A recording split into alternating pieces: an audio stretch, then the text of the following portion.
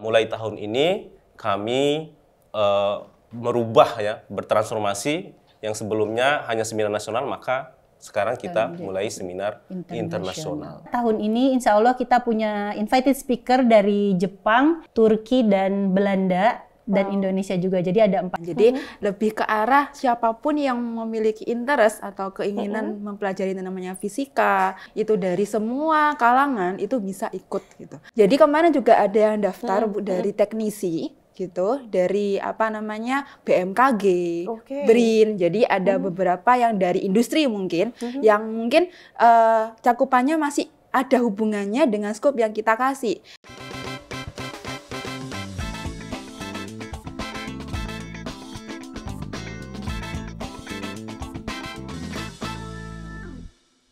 Kece Radio, your easy listening station. Halo Kece People, senang sekali saya Tia Ezer kembali hadir nemenin Kece People semuanya. Semoga kabar selalu baik dan kali ini tentunya Tia akan membawa sesuatu yang baru.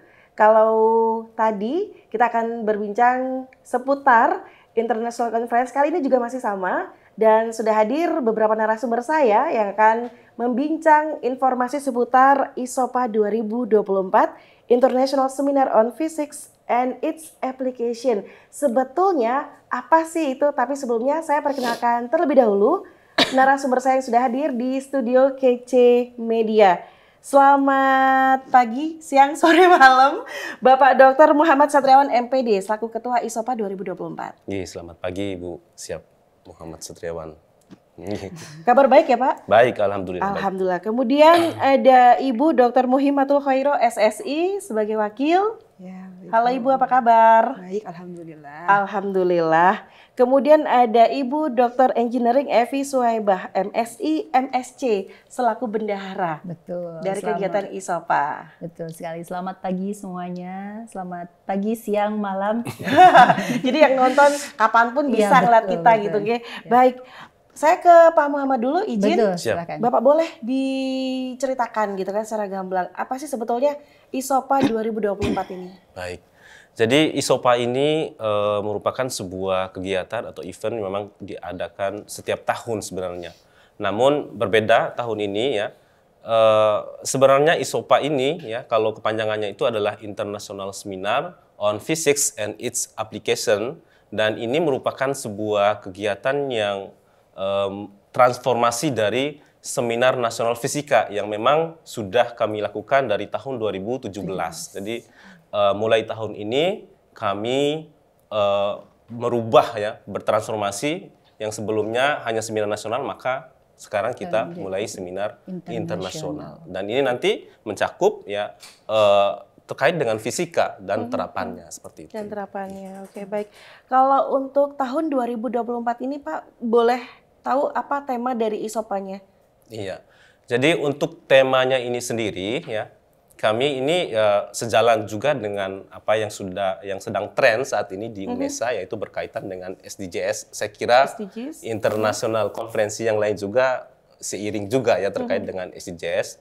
Jadi tema kami ya yang kami angkat ini adalah terkait dengan kalau dalam bahasa Inggrisnya itulah connecting physics to real world application to realize SDGs in higher education. Nah, jadi maknanya itu adalah bagaimana nanti orang-orang akademisi fisika ini mampu menghubungkan ya konsep-konsep fisika itu dalam kehidupan nyata dalam rangka mewujudkan SDGs ya di level atau ya berkesinambungan di tingkat perguruan tinggi seperti itu. Oke, baik.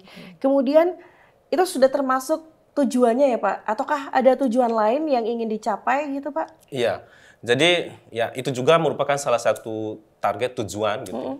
Namun memang pada dasarnya yang namanya ini sebenarnya kegiatan tahunan ya. Tujuannya itu adalah bagaimana memfasilitasi, mewadahi ya teman-teman dosen akademisi ya ataupun baik di dalam UNESA maupun dari luar itu agar bisa mempublikasikan artikelnya ya di jurnal-jurnal yang memang bekerjasama dengan kami. Salah satunya adalah dalam hal ini kami di JPCS Journal of Physics Conference Series, di mana proceeding yang terindeks Scopus seperti itu. Indeks Scopus. Nah, ini juga sudah spill terjawab siapa saja yang boleh mengikuti ISOPA gitu ya.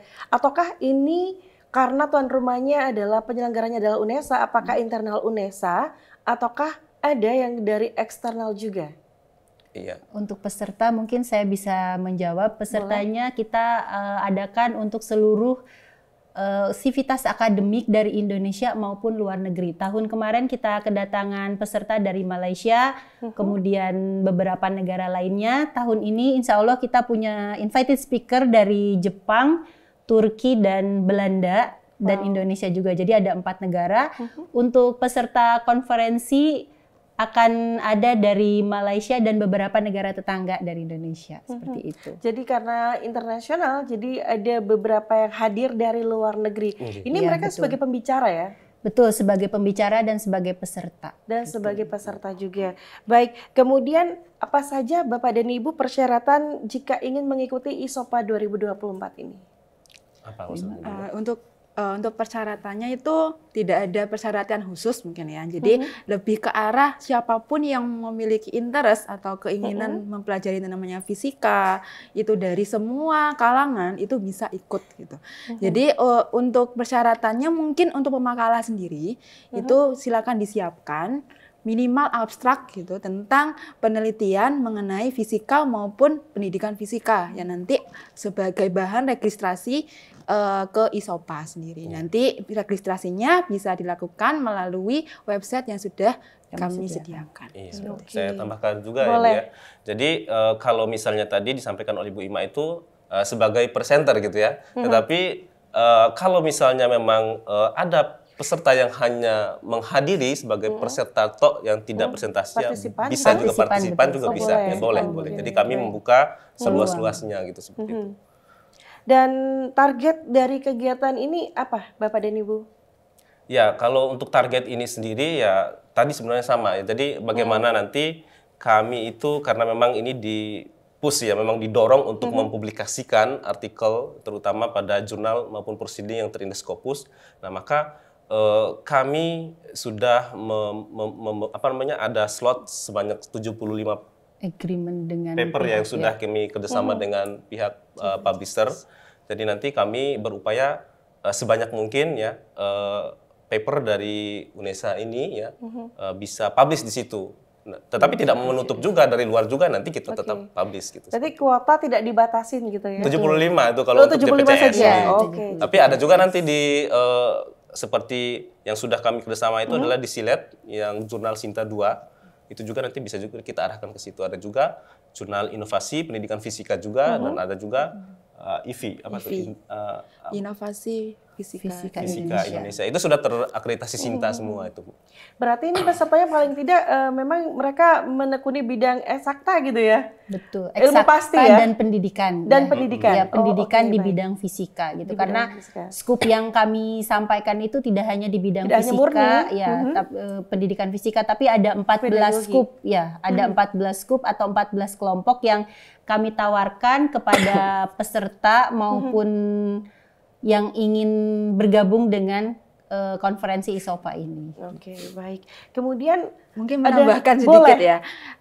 Mungkin kalau ini sebatas ke ilmu eksakta aja sebenarnya enggak, karena kan mungkin karena ada physics and application, it's application-nya. Oke. Jadi kemarin juga ada yang daftar dari teknisi gitu, dari BMKG, Oke. BRIN. Jadi ada beberapa yang dari industri mungkin yang mungkin cakupannya masih ada hubungannya dengan skop yang kita kasih. Jadi bisa saja daftar ke ISOPA. Oke, jadi ini memang informasi yang menarik nih. Artinya saya pun menganggap bahwa oh ini yang harus ikut orang-orang yang berkaitan dengan keipaan nih. Iya. Ternyata Tidak tidak boleh gitu gitu ya. ya. Dan kalau boleh diinformasikan Ibu kapan diadakan ISOPA ini dan timelinenya mungkin untuk bisa diinformasikan pada KC People. Ya. Pelaksanaan ISOPA akan dilaksanakan pada tanggal 10 Agustus tahun 2024 dan pengumpulan abstrak beserta deadline full paper kami buka sampai 10 Juli 2024. Jadi masih ada kesempatan bagi siapapun yang ingin bergabung bersama ISOPA, masih kami tunggu gitu, sampai 10 Juli ini. Kemudian ISOPA ini diadakan secara online atau hybrid, dan juga di mana lokasinya Bapak dan Ibu? ISOPA ini insya Allah kami adakan secara hybrid, tapi dengan peserta yang terbatas gitu. Jadi kami tidak membuka seluruh peserta untuk datang dan menghadiri secara offline gitu. Kami laksanakan secara online dan offline. Untuk tempat pelaksanaannya akan kami informasikan ya di website yang kami miliki. Oke, informasinya menyusul. Tapi betul. yang jelas bisa mengakomodasi kebutuhan teman-teman. Saya pengen ikut conference nih, tapi saya kok juga ada kegiatan di luar kota. Nah, boleh bergabung secara online gitu ya. Boleh. Baik, kemudian boleh disampaikan juga Bapak dan Ibu untuk rangkaian acara ISOPA-nya ini. Dalam kegiatan ini tuh ngapain aja, kemudian materi apa saja yang disajikan? Ya, jadi untuk rangkaian secara umum ini Bu, karena memang kalau detail acaranya kan ya banyak ya. Tidak bisa kami sebutkan satu-satu istilahnya tuh begitu. Jadi nanti untuk rangkaian acaranya tentu saja nanti dibuka oleh pimpinan fakultas ya, kemudian nanti untuk keynote speaker-nya atau main session-nya nanti akan diisi oleh 4 narasumber yang dari 2 benua 4 negara itu ya. Nah, kemudian nanti dilanjutkan parallel session-nya. Nanti setiap kelas parallel session itu akan diisi oleh invited speaker gitu, seperti itu. Jadi secara umumnya seperti itulah. Kemudian selesai. Nah, saya juga penasaran nih Pak, Bu, kegiatan ini kan bagus ya. Apakah ini free atau kalaupun berbayar berapa investasi yang harus dikeluarkan gitu ya? Iya. Kegiatan seminar ini berbayar, tapi ada beberapa rank pembayaran tergantung nanti yang mendaftar itu sebagai akademisi atau mahasiswa. Jadi kita sesuaikan, sesuaikan. Untuk rank standarnya, apabila mau menjadi peserta di ISOPA ini dan mau mempublish jurnal di JPCS atau IOP, kita bandrol sekitar 3,3 juta. Untuk mahasiswa harganya jelas lebih murah dibandingkan itu. Jadi kita ada beberapa kelompok disesuaikan dengan nanti publishnya mau kemana gitu, karena publikasi yang dipilih akan mempengaruhi berapa nilai pembayaran yang harus dilakukan. Jadi equal ya. Kemudian kalau saya sudah berkomitmen pengen ikut nih, saya invest nih, apa sih keuntungannya yang saya dapatkan Bu? Apa keuntungan yang didapatkan oleh peserta atau partisipan ketika ikut ISOPA? Iya, jadi ini mungkin bisa ditambah oleh teman-teman nanti ya. Untuk keuntungannya kalau kita mengikuti kegiatan ISOPA ini ya, tentu saja yang pertama narasumber yang kami undang, yang kami jadikan sebagai keynote ini adalah ahli di bidang fisika yang memang ini dari beberapa negara, terutama yang dari Jepang ini luar biasa nih, karena H-indeksnya itu 40 Mbak. Jadi untuk mencari orang yang H-indeks Scopusnya 40 itu sangat susah gitu ya, dan mau mengisi seperti ini. Jadi tentu saja nanti ilmu yang akan diberikan oleh Profesor Hiroshi Kawarada ini, insya Allah nanti akan sangat bermanfaat untuk kita seperti itu. Demikian juga dengan narasumber-narasumber lain. Ada juga dari Nottingham ya. Ya, Bapak Bagus Mulyadi sebagai influencer. Beliau itu influencer di bidang fisika juga. Jadi mungkin kalau teman-teman yang sudah terbiasa bermain sama TikTok dan Instagram itu insya Allah kenal sama Bapak Bagus. Iya, nggak asing. Jadi kita bisa tahu bagaimana sih fisika ini sungguh sangat menyenangkan gitu untuk orang-orang awam di luar sana gitu. Oke, ada lagi yang tambahkan terkait dengan keuntungan? Mungkin saya mau, karena tadi sudah dibahas tentang publikasi. Jadi untuk yang presenter kan bisa publikasi ke jurnal dan konferensi yang sudah kita sediakan. Kemudian untuk peserta itu ada tambahan lagi. Jadi ada banyak banget scoop yang kita sediakan. Jadi nanti saat parallel session itu nanti ada beberapa bidang sesuai dengan invited speaker yang sudah kami undang seperti itu. Jika peserta ingin memahami semuanya, misal saya ingin ke instrumen, saya ingin ke pendidikan, saya ingin tahu sih penelitiannya pendidikan seperti apa, itu kami bebaskan untuk peserta untuk pindah-pindah ruangan seperti itu. Karena kan juga kita kan sediakannya secara online gitu, jadi nanti peserta bisa memiliki pengalaman gitu. Oh, ini tentang learning media. Oh, ini tentang climate engineer ya itu dan segala macam tentang fisika itu seperti apa seperti itu. Oke, jadi memang luar biasa ya. Kegiatan ini ilmu yang pasti dapat, jejaring dapat gitu ya. Apakah dapat sertifikat? Nah, dapat, tentu dapat.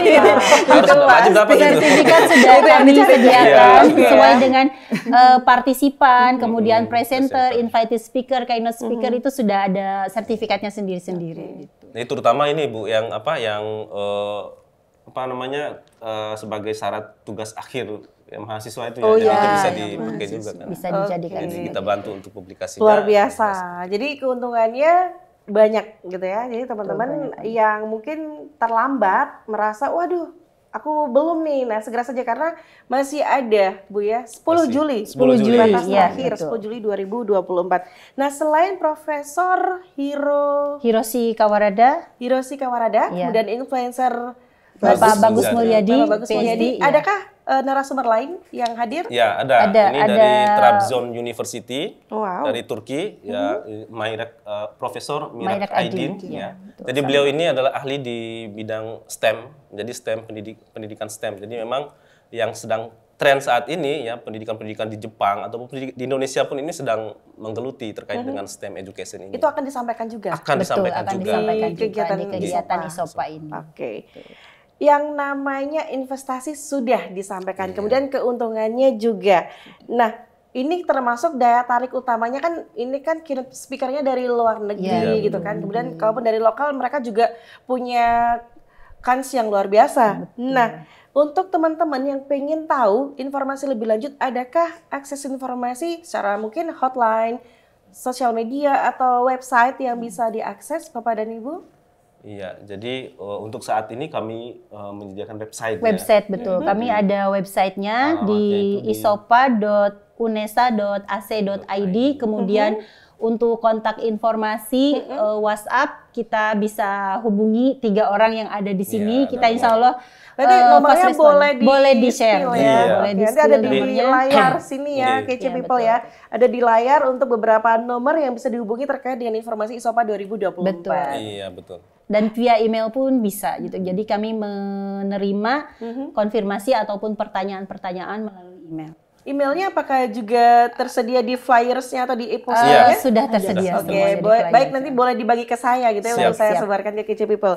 Dan kita sudah di penghujung perbincangan Bapak dan Ibu, mungkin ada closing statement, imbauan, ajakan ataupun promosi kegiatan ini kepada KC People.